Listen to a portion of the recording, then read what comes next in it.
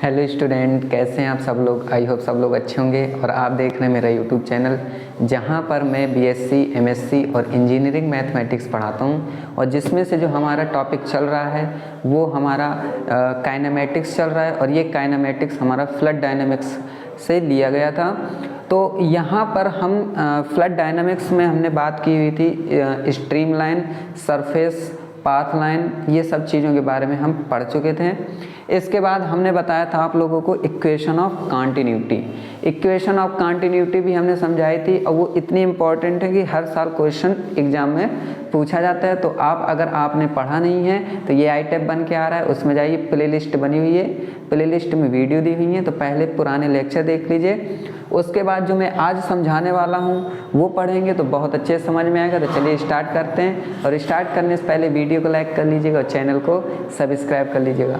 तो यहाँ पर देखिए, जो मैं बात करने वाला हूँ वो इक्वेशन ऑफ कंटिन्यूटी तो है ही, लेकिन यहाँ पर इक्वेशन ऑफ कंटिन्यूटी हम कार्टेशियन कोऑर्डिनेट में पढ़ेंगे। और ये होता क्या है वो सब चीज़ें हम समझेंगे, ठीक है। तो मैंने एक काम किया है यहाँ पर कि मैंने यहाँ पर बना लिया है डायग्राम, जो डायग्राम आपको भी बनाना है। तो देखिए, सबसे पहले हमने किया क्या है मैं बता देता हूँ कि एक हमने इस तरीके से एक क्यूब लिया हुआ है, ठीक है। और इस क्यूब में यहाँ पर वाटर या तो पास होगा, आउट होगा, ठीक है, या तो इन पास होगा, ठीक है। मतलब या तो वाटर जो फ्लड है वो इस ये जो कंटेनर है तो इससे या तो बाहर जाएगा या तो अंदर आएगा। लेकिन मैंने आपको बताया था कि जितना बाहर जाता है उतना ही ये अंदर भी आता है, ठीक है। तो यहाँ पर अब देखिए, यहाँ पर किस तरीके से मैं सब समझा देता हूँ। तो कहने का मतलब है, जैसे मान लीजिए कि यहाँ पर जो फ्लड है, ठीक है, वो यहाँ से मान लीजिए कि बाहर की ओर निकला, ठीक है, इस तरीके से। तो जैसे यहाँ पर यहाँ से ये निकला हुआ है, ठीक है।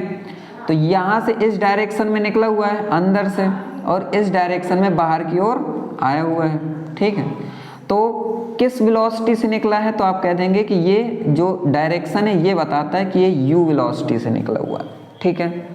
या फिर अगर हम दोबारा निकालेंगे तो किससे निकालेंगे, इस तरीके से कि मान लीजिए यहाँ से फ्लड जा रहा है और यहाँ से अंदर की ओर आ रहा है और यहाँ जा रहा है ठीक है। तो इस तरीके से हो गया। या फिर एक इस साइड से सामने से जाएगा, ठीक है। तो यहाँ पर फेसेस कितने हैं, तो देखिए, एक इस फेस से जाएगा मान लीजिए, और एक इस फेस से जाएगा। तो इस तरीके से जाएगा, आप लोग समझ गए होंगे, ठीक है। तो यहाँ पर हम कहानी आपको बता देते हैं कि अगर ये x डायरेक्शन की ओर जाता है, ठीक है, तो वेलोसिटी u होगी अगर यहाँ पर z डायरेक्शन की ओर जाता है तो वेलोसिटी w होगी। या अगर यहाँ पर y डायरेक्शन की ओर जाता है तो वेलोसिटी v होगी, ठीक है। तो आप ये कह सकते हो कि जो u, v और w है ये कंपोनेंट हैं, ठीक है। और ये जो p, q, r, s है ये आपका फेसेस है, ये भी फेस है, ये भी फेस है, सामने फेस है और इसके पीछे भी फेस है। तो इसको मैंने कैसे लिखा है तो आप समझ सकते हो कि हमने क्या किया है कि एक इसमें जो फ्लड है उसकी डेंसिटी रो से डिनोट की है। तो हम कह सकते हैं यहाँ पर कि let rho be the density of the fluid at any point P X Y Z. मतलब यहाँ पर कह सकते हैं कि डेंसिटी जो रो डेंसिटी है, वो डेंसिटी का जो फ्लड है वो हमारा किस पॉइंट से जा रहा है, एक्स वाई जेड पॉइंट से जा रहा है। मतलब यहाँ से निकल रहा है, ऐसे निकलेगा, ऐसे। मतलब जब भी पानी फ्लो होगा, फ्लड जब भी निकलेगा तो वो कहने का मतलब है यहाँ से कवर करेगा। अगर ऐसे जाएगा तो भी इसी से पास होना है, ऐसे जाएगा तो भी इसी पॉइंट से, मतलब ये पॉइंट सब में कॉमन रहेगा, ठीक है। फिर लिखा है and let you V W be the component velocity. अभी मैंने बताया था कि जो यू वी डब्ल्यू है, यू वी डब्ल्यू ये क्या है, ये हमारे वेलोसिटी हैं। इसके बाद कह देंगे कि velocity parallel to the coordinate axis construct. अब देखिए, जो वेलोसिटी है वो पैरेलल है किसके, कोऑर्डिनेट के। जैसे ये है ना, तो इसके पैरेलल कौन है, ये है, ठीक है, और इसके पैरेलल कौन है, ये है, और इसके पैरेलल कौन है, ये है। पैरेलल मतलब जानते हो ना कि दोनों कभी भी आपस में मिलती नहीं है, लेकिन उनके बीच की जो डिस्टेंस होती है वो इक्वल होती है। फिर इसके बाद बोला गया कि कंस्ट्रक्ट अ स्मॉल पैरेललोपाइप्ड। मान लीजिए कभी भी एक काम कीजिएगा, मैं बता दे रहा हूँ, चाहे कोई भी फिगर हो इसमें, ठीक है, कोई भी डायग्राम हो, आप एक काम कीजिएगा कि वहाँ पर छोटा सा एक पैरेललोपाइप्ड बना लीजिएगा इस तरीके से। और पैरेललोपाइप्ड बनाने के बाद आप मान लीजिएगा कि विथ जो एडजेस हैं वो क्या है, delta x, delta Y, delta Z. ये क्या होते हैं मैं बता दे रहा हूँ कि जैसे एक्स वाई जेड होते हैं ना, तो इसका छोटा रूप होता है। मतलब कि जैसे एक बड़ा होता है, जैसे मैं कह दूं कि एक बड़ा हमारे पास कंटेनर है और उस कंटेनर को मैं क्या कर लेता हूँ, उसी के जैसा देखने वाला छोटा सा कंटेनर ले लेता हूँ। तो बस उसी तरीके से करना है यहाँ पर कि with edges delta x, delta Y, delta Z, let any closed surface be drawn in the fluid, ठीक है, let any closed surface be drawn in the fluid. मतलब यहाँ पर कहेंगे कि कोई भी कंटेनर है, कोई भी है, उसमें हम मान लेते हैं कि एक छोटा सा क्या है, ये है, और ये हमने बना लिया, ठीक है, in the fluid. Then increase in the mass of fluid within surface at any time delta T. फिर हमने सोचा जैसे बड़ा कंटेनर है तो हमने छोटा कंटेनर ले लिया और इसमें हम जो पानी का मास होता है, ठीक है, जो पानी का द्रव्यमान होता है वो हम धीरे धीरे बढ़ाते जा रहे हैं, ठीक है। और किस टाइम पर बढ़ा रहे हैं, डेल्टा टी टाइम पर बढ़ा रहे हैं। तो ये क्या होगा कि जब फ्लो आउट होगा, मतलब जब पानी टी टाइम पर, डेल्टा टी टाइम पर पानी बाहर जाएगा तो जितना उसका मास होगा बाहर जाने में उतना ही मास होगा अंदर आने में। मतलब इसमें जो मास है वो दोनों क्या होंगे, सेम टाइम पर होंगे। मान लीजिए कि यहाँ से पानी अंदर की ओर आ रहा है, यहाँ से हम पानी अंदर की ओर आ रहा है और यहाँ से पानी बाहर की ओर जा रहा है, तो जो टाइम होना चाहिए वो बराबर होना चाहिए। मैं बता देता हूँ कैसे। मैंने पिछले बार बताया था कि जैसे मान लीजिए मेरे पास एक सिंक है या आप कह सकते हो वॉश बेसिन है, तो उस बेसिन में जब पानी नल से निकलता है तो जितना द्रव्यमान का पानी निकलता है उतना ही द्रव्यमान का पानी बाहर भी जाता है। मतलब यहाँ पर जितना मास आएगा इसमें उतना ही, मान लीजिए यहाँ पर 1 लीटर पानी आया, ठीक है, तो यहाँ से 1 लीटर पानी ही बाहर निकलेगा। वही ये भी कह रहा है कि अगर इस डायरेक्शन से जितना मास का फ्लो हो रहा है पानी, उतने ही मास का फ्लो बाहर भी होगा, ठीक है। तो सेम टाइम पर होना चाहिए। तो ये आप लिख सकते हो। इसके बाद अब यहाँ से हम करेंगे क्वेश्चंस। क्वेश्चंस में लिखेंगे कि mass of the fluid, mass of the fluid, mass of the fluid that passes, ठीक है, passes in through, th through, passes through। मतलब कि यहाँ पर जो फ्लड है, फ्लड का जो मास है वो पास हो रहा है कहाँ से, इस फेज से पास हो रहा है, किससे, P Q R S, इस फेज से पास हो, थ्रो, इन throw P Q R S। मान लीजिए इस जगह से पानी निकल रहा है, ठीक है। मैं फ्लड बोलूं तो आप पानी ही समझो या कोई भी लिक्विड समझ सकते हो, ठीक है। तो ये हो रहा है। तो देखिए यहाँ पर कह सकते हैं कि जब पानी यहाँ से निकलेगा, फ्लड जब यहाँ से फ्लो होगा, ठीक है, तो यहाँ पर 3 चीज़ें होती हैं। क्या, डेंसिटी, मतलब वाटर की डेंसिटी कितनी होनी चाहिए, एरिया कितना कवर कर रहा है, ठीक है, और इसकी वेलोसिटी, ये चीज़ होनी चाहिए। तो देखिए डेंसिटी क्या है मेरी, रो है, एरिया कितना है, एरिया मेरा है, देखिए अब यहाँ पर आप कह सकते हो कि एरिया लंबाई इंटू चौड़ाई होता है ना, तो देखो लेंथ इंटू ब्रेथ, तो ये कवर करेगा, ये कवर करेगा, मतलब एक आप अगर देखो तो ये एक क्या बन रहा है, चतुर्भुज बन रहा है। और चतुर्भुज का जो क्षेत्रफल होता है, जो क्वाड्रिलेटरल का एरिया होता है, वो लेंथ इंटू ब्रेथ होता है। तो ये एरिया कितना हो जाएगा, delta Y into delta Z. और वेलोसिटी कितनी है, तो जब इस डायरेक्शन के पैरेलल देखो कौन सी वेलोसिटी है, यू है, तो हम लिख देंगे यहाँ पर क्या, u। अब मैं एक काम कर लेता हूँ, देख लेता हूँ कि आ रहा है कि नहीं आ रहा है यहाँ पर, ठीक है, नहीं आ रहा है कोई बात नहीं, मैं इसको इरेज कर देता हूँ, फिर यहाँ ऊपर लिख लेता हूँ।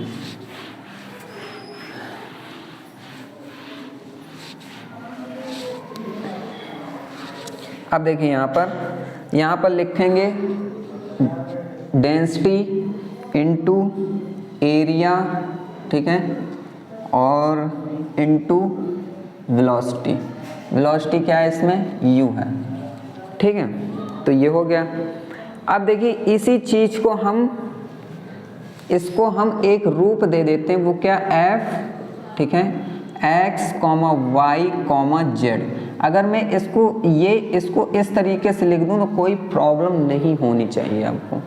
ये हमने मान लिया है कि सपोज कि ये इज इक्वल टू ये। अब बाकी जब ये वैल्यू आएगी, ये आएगा, तो फिर हम वैल्यू चेंज करके ये रख देंगे, ठीक है।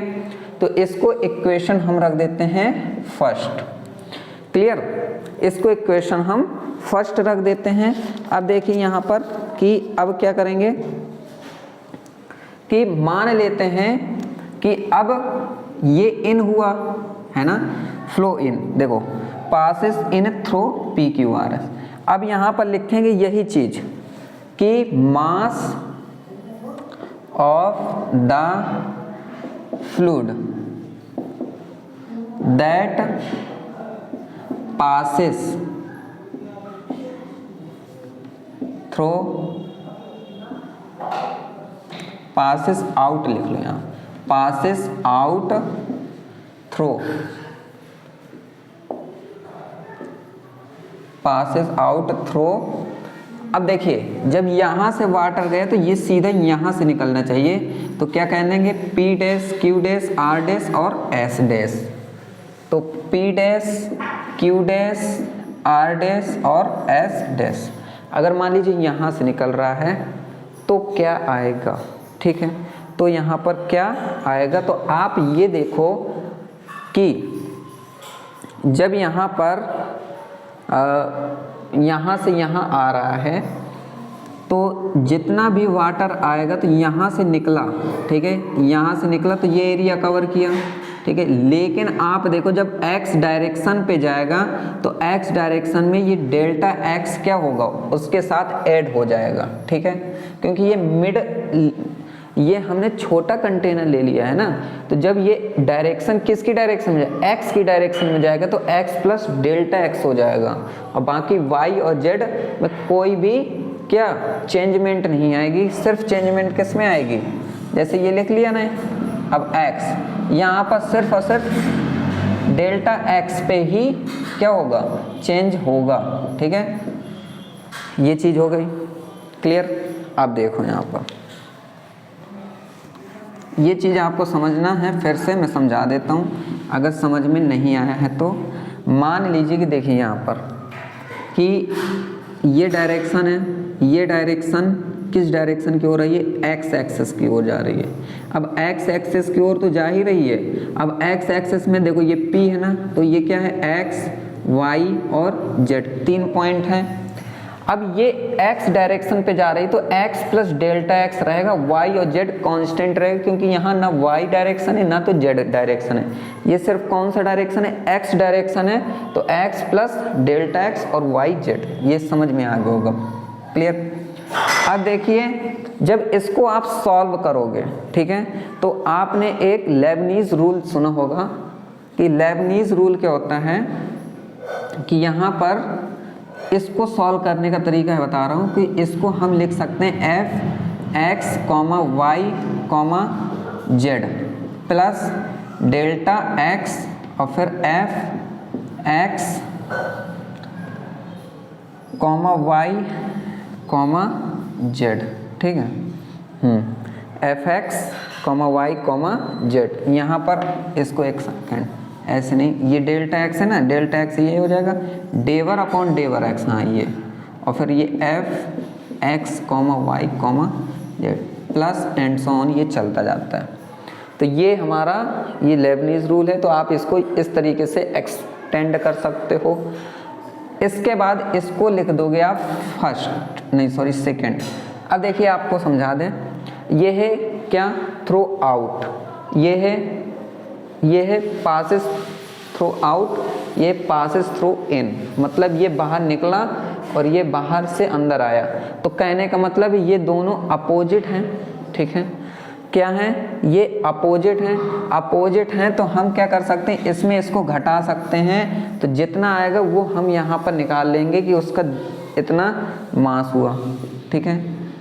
तो यहाँ पर इक्वेशन फर्स्ट ये है एफ एक्स कॉमा वाई, तो इसको हम किस तरीके से लिख सकते हैं, तो यहाँ लिख सकते हैं कि the axis of mass that flow in over, the axis of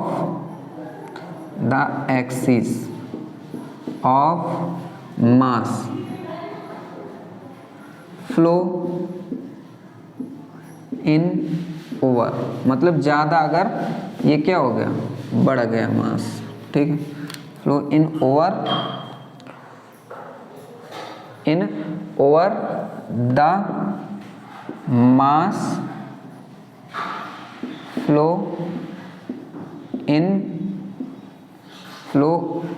ठीक है, मास फ्लो आउट लिख लो, इन डायरेक्शन,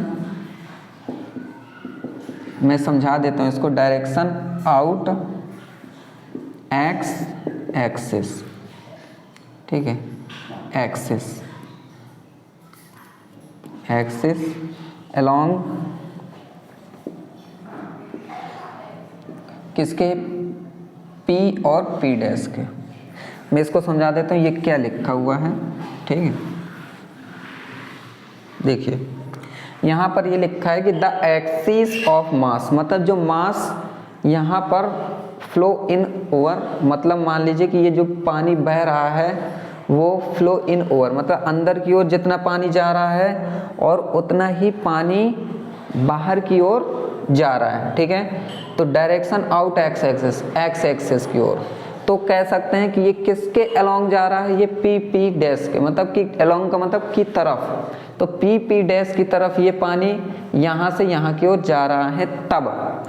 तब यहाँ कह सकते हैं कि क्या होगा कि हम F X comma Y comma Z में माइनस, फिर लिखेंगे ब्रैकेट के अंदर F X comma Y comma Z, minus नहीं, यहाँ पर माइनस है ना कि प्लस है, प्लस डेल्टा एक्स, फिर डेवर अपॉन डेवर एक्स, और यहाँ लिख सकते हैं F X comma Y comma Z, ठीक है।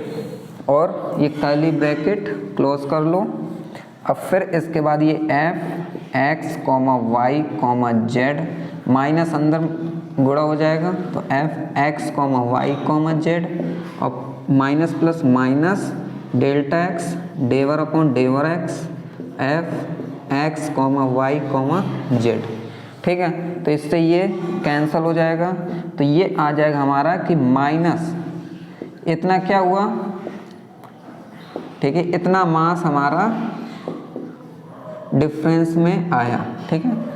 किस में आया है, डिफरेंस में, मतलब इसको हमने घटाया हुआ, तो दिख तो रहा ही होगा, ठीक है। चलिए अच्छा है, तो यहाँ तक समझ में आ गया होगा कि ये हमने क्या निकाला है, ये हमने निकाला है कि द एक्सिस ऑफ मास, मतलब यहाँ पर जितना वाटर या आप कह सकते हो जितना फ्लड है उसका मास है वो यहाँ से निकलने और यहाँ से अंदर और यहाँ से बाहर जाने में जितना है मास, उसका हमने ये क्या कर दिया है कि फ्लो आउट हुआ है और ये फ्लो इन, तो flow in minus flow out कर दिया, तो जितना हमारा ये आया है, ठीक है, तो ये वैल्यू किसकी है, यहाँ से यहाँ की है। अब देखिए हम क्या करेंगे, अब ये हमने एक्स डायरेक्शन पे निकाला, फिर हम किस पे निकालेंगे, वाई डायरेक्शन पे निकाल लेंगे, फिर हम किस पे निकाल लेंगे, जेड डायरेक्शन पे निकाल लेंगे,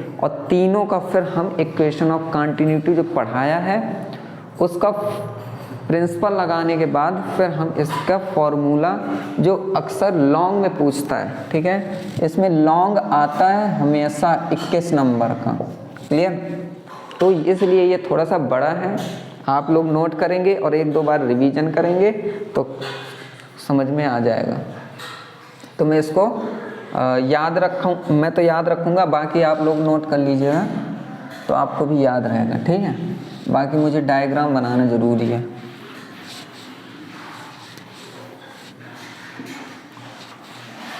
क्योंकि समझाना पड़ेगा ना, तो डायग्राम होना बहुत ज़रूरी है। अब देखिए इसी तरीके से मैं अब यहाँ पर ये वाला लेने वाला हूँ, ठीक है। हाँ, एक काम करते हैं, इसको थोड़ा और बढ़ा लेते हैं।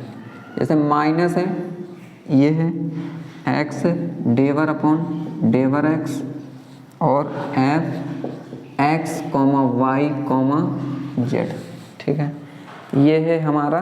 तो देखिए इसको हम किस तरीके से सॉल्व करेंगे, तो माइनस डेवर एक्स वो delta X डेवर upon डेवर x.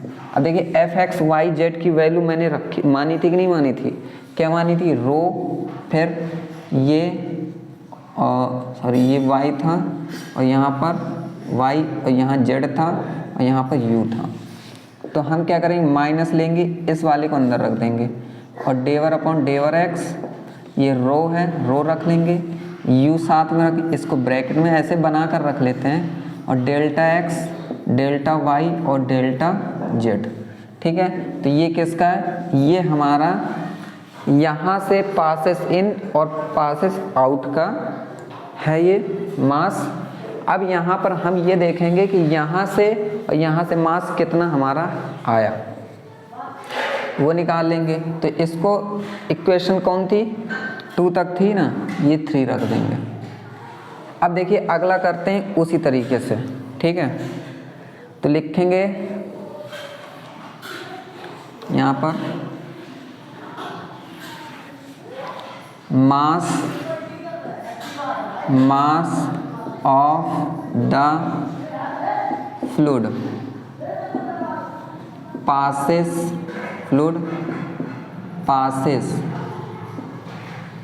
mass of the fluid passes in, है कि नहीं, in through, THROUGH, ठीक है, थ्रो कहाँ से। अब देखिए ये y डायरेक्शन पे निकालेंगे ना, तो y डायरेक्शन क्या है, ये वाली है, तो हम कह देंगे इन होगा, तो यहाँ से आएगा और यहाँ बाहर की ओर जाएगा, तो P डैश S डैश, ये P डैश S डैश और S, ठीक है। तो यहाँ पर लिखेंगे P डैश, ठीक है, S डैश और S, ये इन थ्रो, ये है एंड पासेस आउट, है ना, पासेस आउट थ्रो, क्या हो जाएगा, पासेस आउट थ्रो। अब क्योंकि देखिए उस तरीके से दोबारा थोड़ी करेंगे, अब देखिए इसी तरीके से कर लेंगे, पासेस आउट थ्रो। अब देखिए यहाँ से इन हुआ है पीछे साइड से, तो आगे साइड से निकलेगा, तो Q dash R dash R, Q dash R dash और आर, ये हो गया। इतना लिखने के बाद हम यहाँ पर सिमिलरली भी लिख लेते हैं ना, इसी प्रकार, है ना, सिमिलरली, ठीक है, सिमिलरली। तो यहाँ पर आप देखोगे तो इस तरीके से लिख सकते हैं कि अलोंग किस डायरेक्शन में जा रहा है, अलोंग वाई डायरेक्शन। अगर ये वाई डायरेक्शन की ओर जा रहा है तो यहाँ पर आप देखोगे वाई डायरेक्शन में पैरेलल बी के है, और यहाँ पर माइनस क्या हो जाएगा, डेल्टा वाई हो जाएगा, ठीक है, और डेवर अपॉन डेवर वाई हो जाएगा ये, और एफ, ठीक है, एफ और x, y, z इस तरीके से होगा। फिर आप देखिए यहाँ पर डेवर अपॉन डेवर y, अब इसकी वैल्यू क्या होगी तो आप समझ सकते हो कि इसकी वैल्यू ये क्या होगी, मैं बता दे रहा हूँ, रो हो जाएगा। ठीक है, अब एरिया क्या होगा तो बैक साइड का एरिया देखोगे इस साइड का, तो कवर कौन सा कर रहा होगा, ये वाला और ये वाला। ठीक है, डेल्टा वाई और delta Z, sorry delta Y नहीं, डेल्टा एक्स और डेल्टा जेड वाला कवर कर रहा होगा। तो delta X into delta Z ये एरिया कवर करेगा और वेलोसिटी हो जाएगी v। तो यहाँ पर हम लिख सकते हैं इसको माइनस डेल्टा वाई डेवर अपॉन, इसको इस तरीके से लिख लेते हैं कि पहले माइनस लगा दो डेवर अपॉन डेवर वाई, फिर रो लिख लो, फिर ये v लिख लो, ब्रैकेट ऐसे लगा दो, फिर डेल्टा एक्स डेल्टा वाई बाद में लिख लो और डेल्टा जेड। इसको इक्वेशन नंबर 4 डाल दो। अब आपको समझ में आ गया होगा कि मैं क्या कर रहा हूँ, है ना। फिर इसी तरीके से फिर लिख लेते हैं ये, है ना। तो यहाँ तक तो क्लियर है, मुझे तो ये याद है, आप लोग नोट कर लो। ठीक है, तो आप लोग देख लेना, बाकी मैं यहाँ पर लिख दे रहा हूँ। ठीक है, यही चीज़ लिखना है कि mass of the fluid passes in through कहाँ से, अब तो देखिए अभी ऐसे आया ना, ऐसे आया, ऐसे। ठीक है, तो Q, Q dash, P dash और P, Q, Q dash, P dash and P and passes out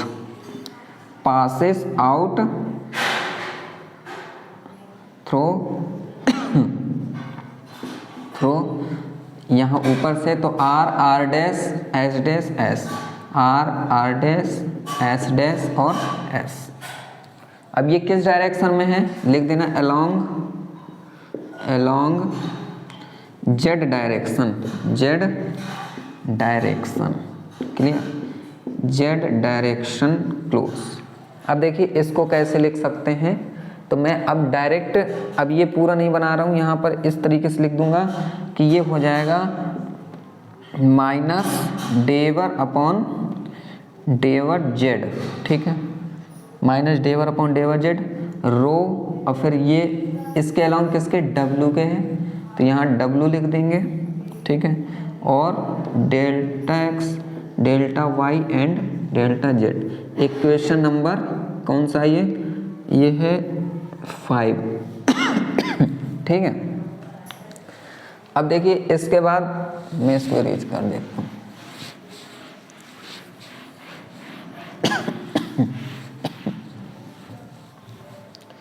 अब देखिए इसके बाद अब क्या करने वाले हैं हम,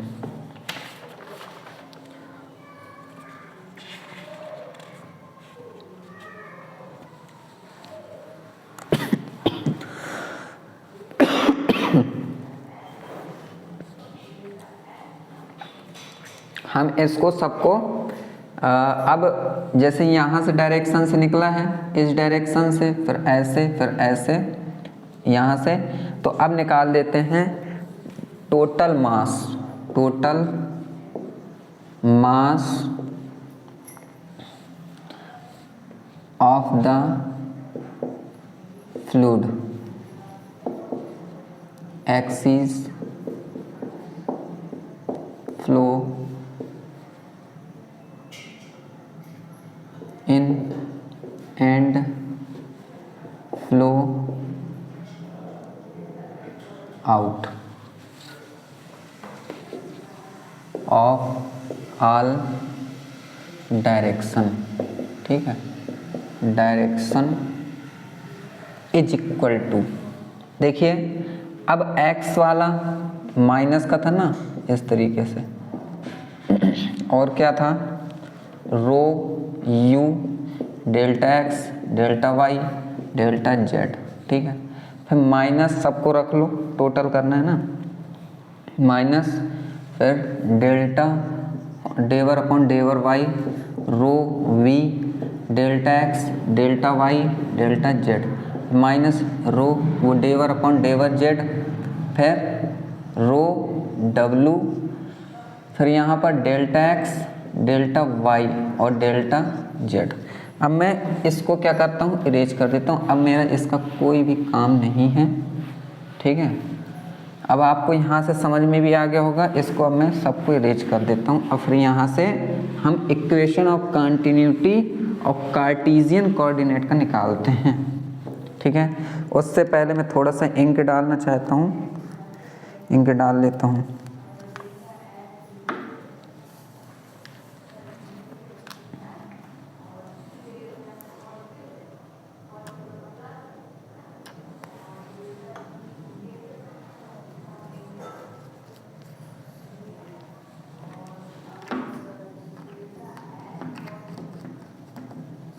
अब देखिए यहाँ पर, अब देखिए, अब इसको क्या करेंगे, माइनस कॉमन ले लेते हैं, ठीक है। तो del upon डेवर X rho U plus del upon del Y rho V plus del upon del Z और रो डब्लू। इसको क्लोज करते हैं और इसमें ये भी तो एक जैसा है तो इसको हम बाहर रख देते हैं, ठीक है। तो यहाँ तक आपको समझ में आ गया होगा। अब देखिए, अब यहाँ पर एक काम करते हैं, मेरा तो ये फैल गया पूरा। अब यहाँ पर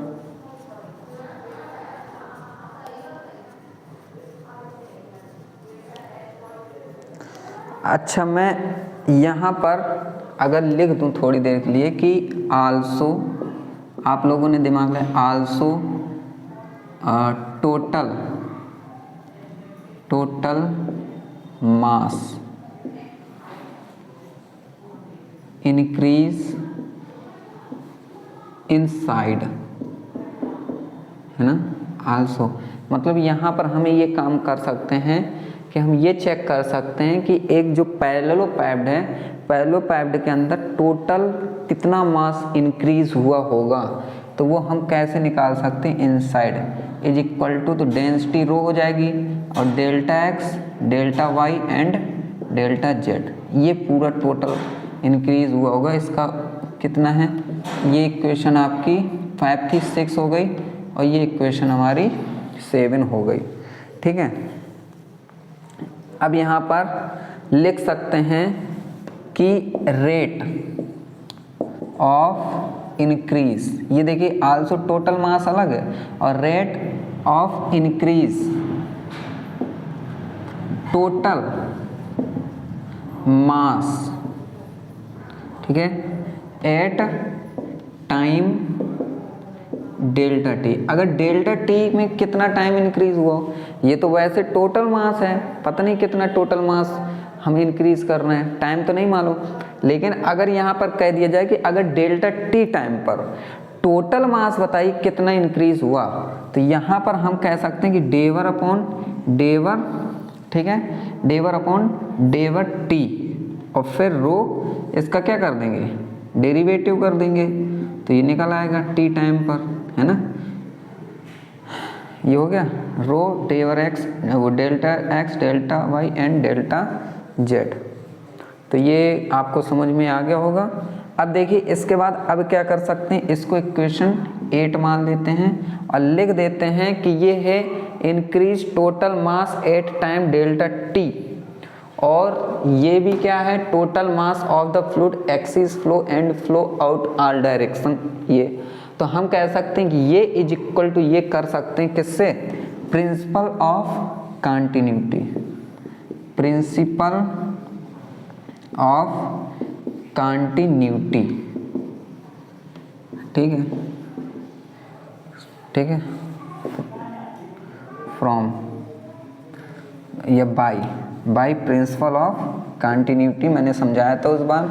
तो हम ये लिख सकते हैं माइनस है, पहले इसको लिख लो, del upon del T rho delta x delta Y delta Z is equal to minus फिर del upon डेवर X rho U plus del upon del Y rho V plus del upon del Z, यहाँ पर Z होगा भैया, Z is रो डब्लू और फिर delta x delta Y and delta Z. ये हो गया। अब देखिए इसको आगे सॉल्व कैसे करेंगे। एक तो मैं बहुत बड़ा बड़ा लिखता हूँ ना, तो मुझे बार बार इरेज करना पड़ता है, लेकिन कोई प्रॉब्लम, न्यूमेरिकल है, धीरे धीरे सब समझ में तो आ ही रहा है ना। एक सेकेंड,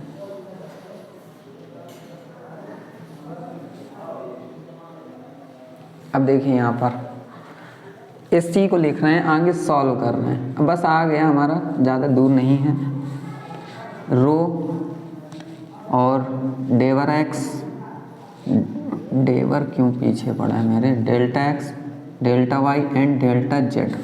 ये पूरा ये माइनस का ना पूरा इस साइड लेके आते हैं तो प्लस का हो जाएगा, और ये हो जाएगा del upon डेवर X rho U plus del upon del Y. थोड़ा सा नीचे रख लेते हैं इसको, पता नहीं आपको दिख भी रहा हो, डेवर अपॉन डेवर टी और rho delta x delta Y delta Z. यहाँ आएगा तो प्लस का हो जाएगा, और ये del X rho U plus del upon del Y rho V plus del upon del Z rho W. ठीक है, इनको ब्रैकेट में लगा लो और इस तरीके से delta x delta Y and delta Z.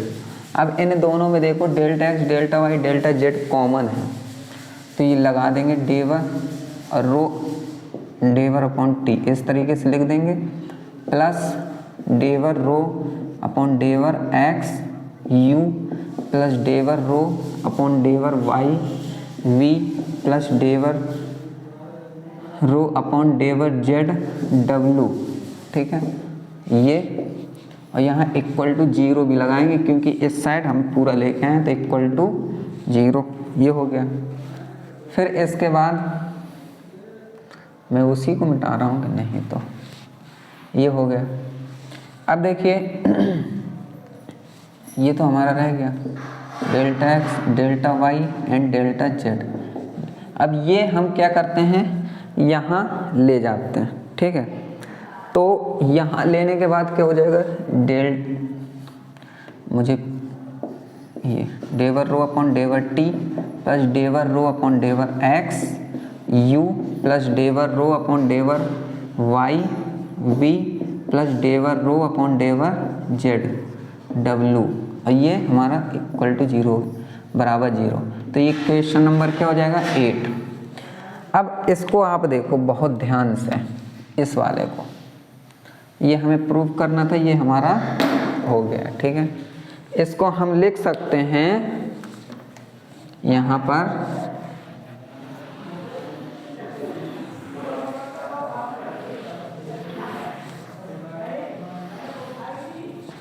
यहाँ पर लिख सकते हैं कि देखिए इक्वेशन